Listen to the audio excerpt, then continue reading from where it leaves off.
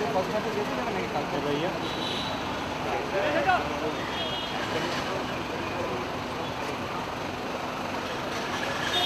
you wrote, sir. There's no article. I don't know what you're talking So about. you said that the army chief's reflection reflects the mindset of Modi government. Whatever is there is written there. You can read it. So don't you think? Why did you back the Indian Army, sir? Why did you back the Indian Army? Don't you think? Why are you shying away from backing the Indian Army?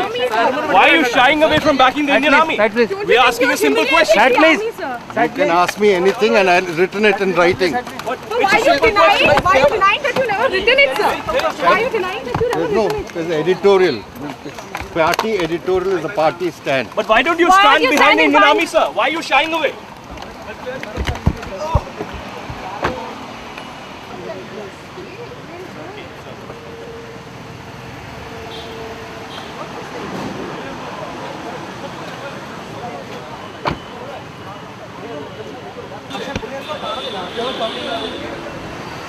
মস্তানের যে মস্তানি তাকেও তৃণমূলের সমর্থকরা সমর্থন করছেন না, তখন এখন পুলিশকে দিয়ে সেটা করানো হচ্ছে এবং জনসভা হবে না, মিছিল হবে না, প্রতিবাদ হবে না।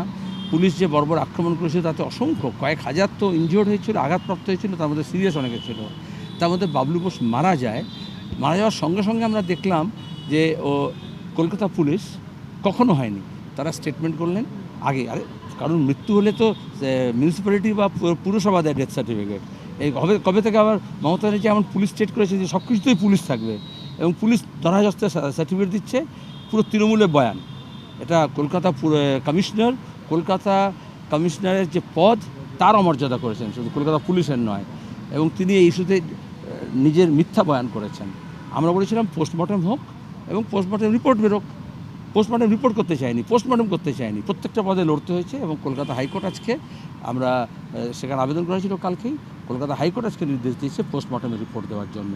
তাহলে যেমন মমতা ব্যানার্জি নারদা কাণ্ডে যেরকম বলেছিলেন সিডি দেখে বললো ওটা জাল, এরকম রাজীব কুমার পুলিশ কমিশনার সে তদন্ত না করে রিপোর্ট না দেখে কিছু আগেতেই বয়ান দিয়ে দিল।